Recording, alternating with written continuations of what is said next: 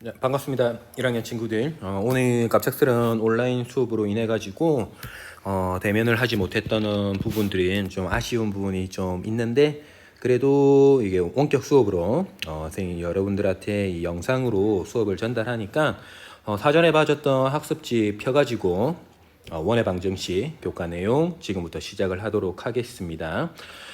지금 이 수업을 들을 시점이라면 아마도 태풍이 여러분들 우리 경남권을 조금씩 벗어나거나 옆에 있어서 아직도 바람이 휘청 거릴 것 같은데, 오늘 딱 공부하려고 하는 이 원의 방정식 파트가 우리 옆을 지나가고 있는 이 태풍과 좀 유사한 부분이 좀 있는 것 같아요.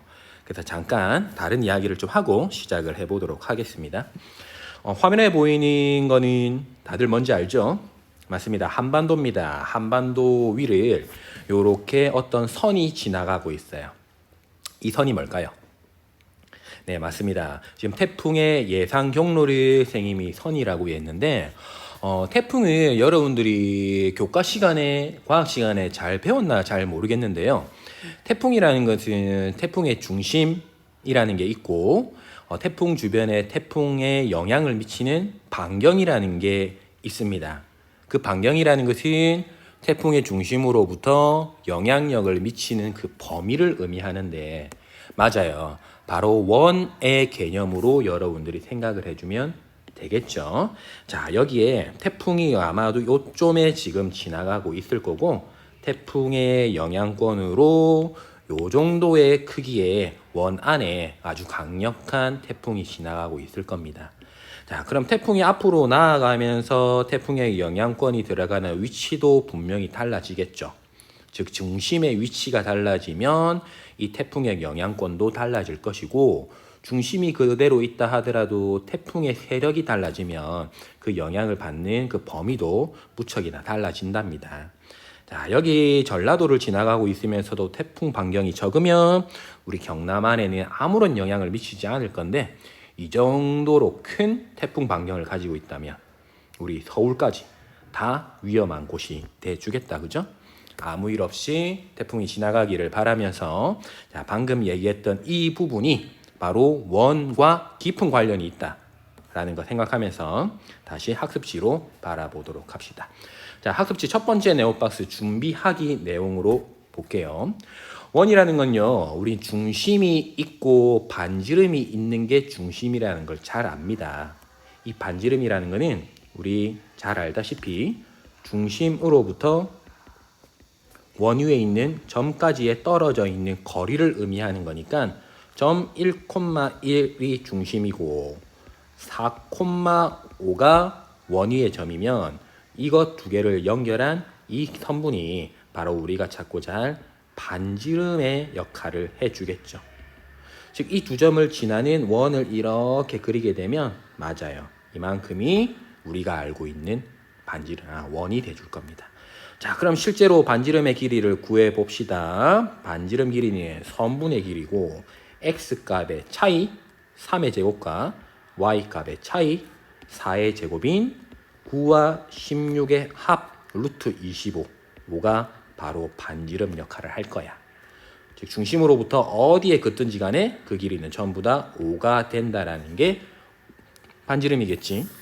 그럼 오늘 여러분들하고 공부할 내용은 무엇이냐면, 이 원의 성질을 이용해서 원의 방정식을 세워볼 거야.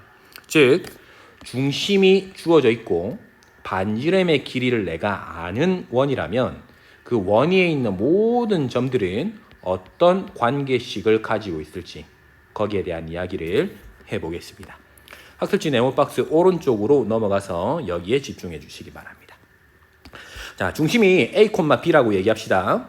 그리고 반지름의 길이가 R이라고 이야기를 하게 되면 그 위에 있는 원 위의 점은 X, Y가 어떤 관계식을 갖는지, 그 관계식을 우리는 원의 방정식이라고 부를 거라고. 자, 그러면 수식으로 표현할 겁니다. 그림상으로 바라봤을 때 선분 PC의 길이가 바로 반지름 R과 똑같겠죠? P의 위치가 어디에 가든지 간에 이 길이는 항상 R이야. 그러면 이 관계를 만족하도록 하는 X와 Y는 어떤 관계냐? 얘를 조금 더 식을 구체적으로 만들어 보겠습니다. 자, P와 C의 거리는 두 점 사이의 거리야. X값의 차이의 제곱과 Y값의 차이의 제곱에다가 루트를 씌워준 게 길이다. 그게 우리는 R이 되길 원해. 이것만으로도 충분히 원의 방정식이라고 얘기를 할 수가 있는데 겉보기에 좀 불편하지. 그래서 이 제곱을 아니죠. 루트를 떼버리려고 합니다. 자, 양변 제곱하면 x 빼기 a의 제곱에 y 빼기 b의 제곱이 되고 오른쪽은 r 제곱이 된다. 자, 지금부터 우리는 이 식을 뭐라고 부를 거냐면 중심이 a, b면서 반지름이 r이 되는 중심이 a, b면서 반지름이 r이 되는 원의 방정식이라고 불러줄 겁니다. 자, 그럼 한 번 더 메모할까? 중심이 a, b면 x 빼기 a의 제곱에 더하기 y 빼기 b의 제곱이고 반지름 길이가 r이니까 r 제곱이다. 이게 원의 방정식이야. 자, 그럼 특별히 중심이 원점이라면 여기에 들어갈 a 자리에 0, b 자리에 0이 들어가겠지. 따라서 x제곱 플러스 y제곱은 r제곱이 원의 방정식이 될 수 있다라는 거. 이 두 가지 여러분들 머릿속에 기억이 되기를 바라고요. 이거 이용해서 아래쪽에 있는 예제 1번, 2번 같이 풀어볼 테니까 여러분들 보고 밑에 있는 문제 1, 2번은 직접 여러분들 손으로 풀어보도록 합시다. 자, 1번입니다. 중심의 좌표가 1,-2다. 중심 가르쳐줬네. 반지름 길이가 4다. 그러면 고민할 거 없네. 여기에 그대로 꽂아 넣어버리면 그만이겠다. x 빼기 1의 제곱에 y 더하기 2의 제곱이고 반지름 길이가 4니까 4의 제곱. 이게 원의 방정식이야. 자, 조금 더 계산할 수 있는 거를 계산해주면요. 요렇게 y 더하기 2의 제곱은 16. 이게 원의 방정식이라고. 별거 아니지? 2번도 봅시다. 두 점 AB를 지름의 양 끝으로 하는 원의 방정식을 물었다. 반지름과 중심을 안 가르쳐줬어. 자, 그런데 우리 원을 한번 떠올려 봐봐.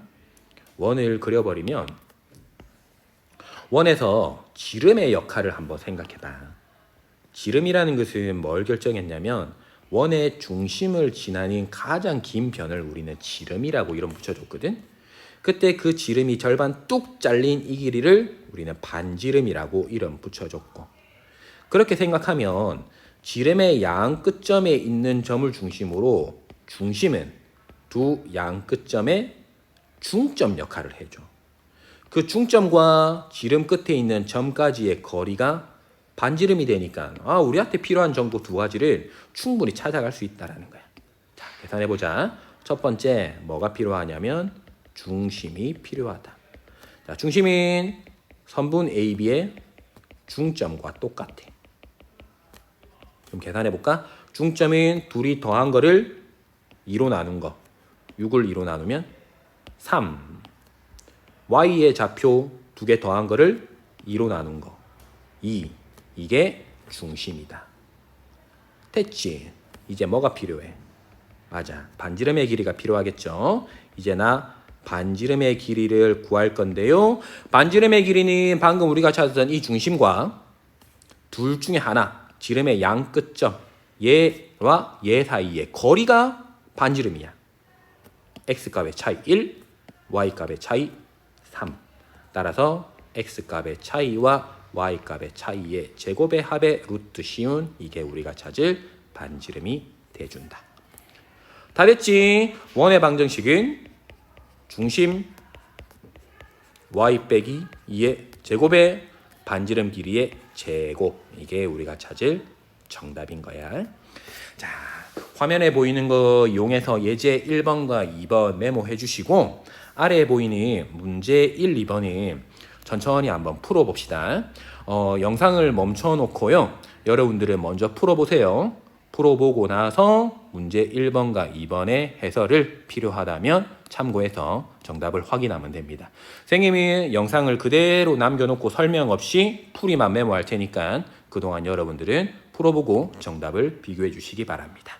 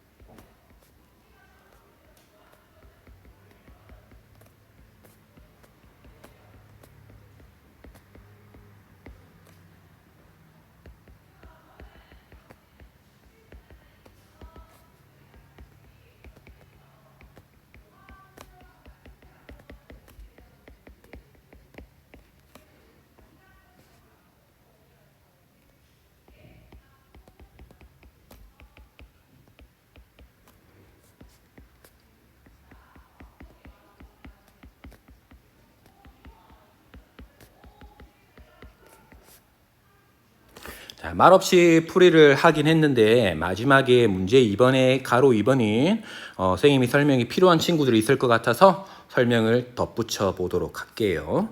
자, 2번입니다. 다음 두 점을 지름의 양 끝점으로 하는 원의 방정식을 물었어. 그럼 우리는 이거는 알고 있다. 원의 방정식을 찾으려면 중심도 알아야 되고 반지름의 길이도 알아야 된다.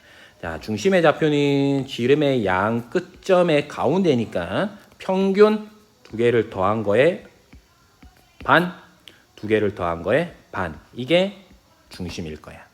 그죠? 자, 이제 반지름의 길이를 구해야 되는데 아까 전에 얘기했을 때 반지름은 원의 중심으로부터 원 위에 있는 점까지 떨어진 거리를 우리는 반지름이라고 얘기했지만 처음 그림 그릴 때 지름을 그렸을 때 지름 위에 가운데 있는 점으로부터 떨어져 있는 지름 끝점까지의 거리가 반지름이었어. 즉 지름의 길이를 반으로 나누어도 반지름이 되니까 이렇게 한번 구해보자고. 어떻게? 2로 나누어라. 그 2를 지름의 길이를 나눠주면 될 거야. 자, 그럼 2분의 지름의 길이는 오른쪽에 보이는 것처럼 요 마이너스 2,2와 마이너스 3, 마이너스 1 사이의 거리야. x값의 차이 1, y값의 차이 3. 따라서 루트 x값의 차이의 제곱, y값의 차이의 제곱. 2분의 루트 10이 반지름이 되겠네. 그죠? 위쪽에 있는 게 지름, 그걸 2로 나눠야 되니까 반지름. 끝났다. 중심 반지름 다 나왔다. 따라서 우리가 찾고자 할 원의 방정식은 y 빼기 2분의 1의 제곱에 뭐가 들어갈까? 2분의 루트 10의 제곱인 4분의 10이 들어가겠지?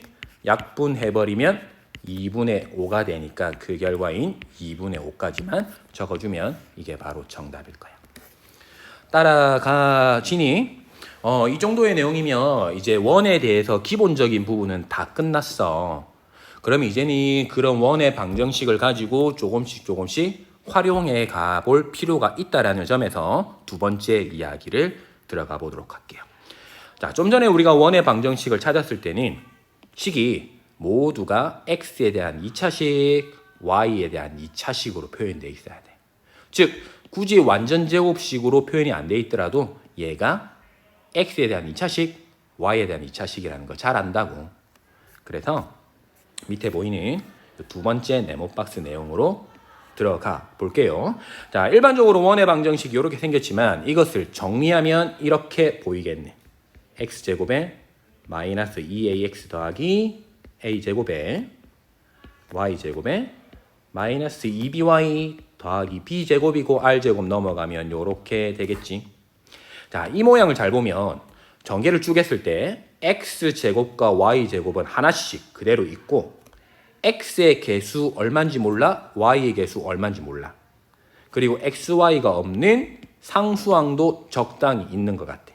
즉 일반적으로 어떤 2차식이 x제곱 더하기 y제곱에 몇 x와 몇 y가 붙고 적당한 상수가 붙는 이런 꼴이라면 이런 녀석은 원의 방정식의 역할을 할 수도 있지 않을까라는 거야.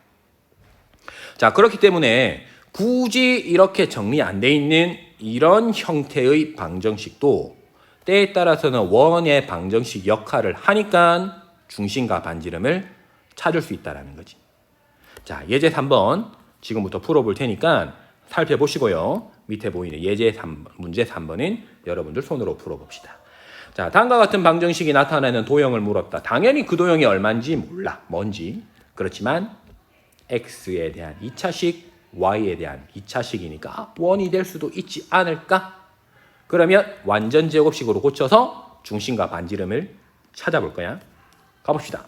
x제곱 더하기 2x는 x 플러스 1의 제곱에 1을 빼주면 되고 y제곱 빼기 4y는 y 빼기 2의 제곱에 4를 빼면 되겠네.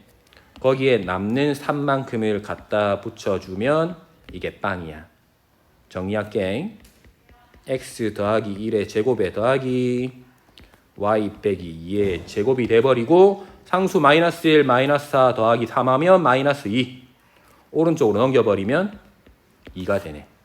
자, 우리가 봐왔던 원의 방정식 모양 그대로 만들어지지. 그럼 해석을 하면 되겠다. 이 도형은 뭐다? 원이다. 어떤 원? 중심이 마이너스 1,2고 반지름의 길이가 루트 2인 원이 된다 라고 얘기를 해주면 되겠어. 어때? 할만하지? 모양이 다르지만 원일 수도 있다라는 생각을 하면 충분히 정답을 찾아갈 수 있을 거야. 자, 이번에도 문제 3번 여러분들이 먼저 풀어보시고요. 선생님이 풀이를 남겨놓을 테니까 그 풀이에 맞춰서 정답을 확인해 보시기 바랍니다. 자, 영상 멈춰놓고 문제를 먼저 풀어주세요.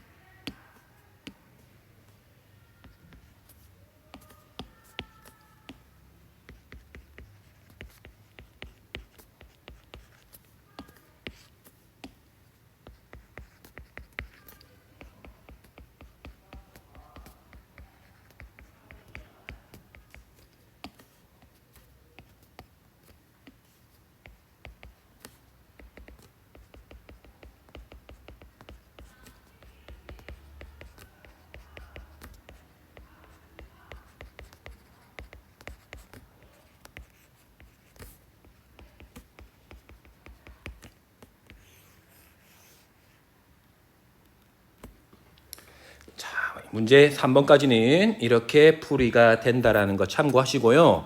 꼭 반드시 영상 멈춰놓고 여러분들이 풀고 나서 정답을 비교해 주시기 바랍니다. 자, 그러면 뒷페이지에 있는 내용 예제 4번과 문제 4번을 해결할 건데, 이 문제는 선생님이 예제 4번을 풀어주기 전에 여러분들이 먼저 한번 풀어보세요. 선생님이 설명해 줘서 공부하면 더 도움이 되겠지만 앞에 있는 예제 1, 2, 3번을 안다면 이 예제 4번 해결할 수도 있을 것 같아. 자, 영상 멈춰놓고 먼저 문제 풀어보고 나서 선생님의 풀이를 들어봐 주시기 바랍니다. 선생님이 지금부터 풀이를 하도록 하겠습니다. 자, 예제 4번입니다. 다음 세 점을 지나는 원의 방정식을 물었어. 우리 원의 방정식을 구했던 방법 두 가지를 한번 생각해보자. 앞 페이지로 넘어가면 첫 번째는 중심과 반지름을 내가 알면 다이렉트로 방정식이 세워졌다. 그런데 거기에 대한 정보 없이 XY에 대한 2차식의 형태로 만들어지면 식을 적당히 변형해서 원이라는 걸 내가 찾아갈 수 있었어. 즉, 중심과 반지름을 알 때랑 중심과 반지름을 모를 때로 구별한다라고 하면 이 예제 4번 문제는 어떨까? 적당한 세 점을 지나는 원은 정확하게는 모르지만 이런 모양일 거라는 걸 알고 중심을 내가 빨리 파악하기는 쉽지는 않아.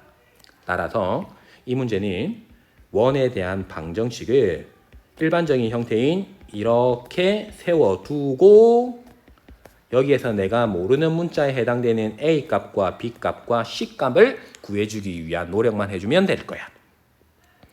자, 우리가 수업 시간에 정확하게는 안 배웠지만 모르는 문자가 3개라면 적당하게 이걸 해결할 수 있는 식이 3개만 만들어지면 충분해. 그런데 한번 살펴볼래? 세 점을 지나는 원이라고 했다. 우리 지난다라는 표현이 보이면 그 점을 항상 어떻게 해줬으면 됐더라? 대입을 해주면 됐어. 자, 그러면 3번의 대입을 내가 할 수 있다라는 거지. 그래서 대입해 볼 거야. 0,0도 대입할 거고요. 2,2도 대입할 거고요. 마지막에 있는 마이너스 4,2도 대입할 거야. 싹 다 해보자. 0,0 넣자. x0, y0이면 c만 딸랑 남네. c값은 0. 2,2를 넣으면 얘는 2 넣어버리면 4 더하기 4 더하기 2a 더하기 2b는 빵. 마지막 마이너스 4,2를 넣으면 얘는 16, 얘는 4, 마이너스 2a. 아니네, 마이너스 4a 더하기 2b가 되겠네. 자, 그럼 계산하면 16 더하기 4에 마이너스 4a 더하기 2b는 0이 될 거예요. C값은 나왔지만 AB값을 몰라. 근데 AB에 대한 두식이 여기 있지. 이거 두 개 잘 연립해보자. 자, 첫 번째 나와 있는 이 식 양변 2로 나눠버리면 A 더하기 B 더하기 4는 0이 되고, 아래에 있는 식도 2로 나눠버리자. 마이너스 2A 더하기 B 더하기 10은 빵. 어떻게 해주면 연립이 될까? 그렇지. 빼버리면 B 손잡고 날아가겠지. 3A 빼기 6은 0이 돼서 A를 찾으면 2가 된다. 그 A의 값 자리에 2를 넣어버리면 B는 얼마일까요? 그렇지. 마이너스 6이 돼준다. 끝났네. 따라서 내가 찾고자 할 원의 방정식은 여기에 있는 식에다가 A 자리에 2, B 자리에 마이너스 6, C에 0만 집어넣어주면 된다. 이게 우리가 찾을 원의 방정식이야. 굳이 완전 제곱식을 안 하더라도 방정식만 물었잖아. 중심과 반지름은 필요하면 완전 제곱식을 할 건데 방정식 자체만 궁금하니까 이 정도만 해도 충분히 좋은 답이다. 이해되니? 중심 반지름을 찾기 어려운 상황에서는 이런 형태의 원의 방정식이 우리한테 길을 안내해 준다는 거 기억하면서 영상 멈추고요. 마지막 문제 4번 풀어보고요. 풀이와 정답을 확인해 주시기 바랍니다. 선생님은 바로 풀이를 진행하겠습니다. 자, 똑같은 문제입니다. 0,0과 3,0, 2,1이라니 관련이 없어 보이는 세 점을 지나는 원이래. 그럼 중심과 반지름을 찾기가 상당히 애매해. 그래서 여기에 보이는 이 식을 그대로 들고 와 볼게요.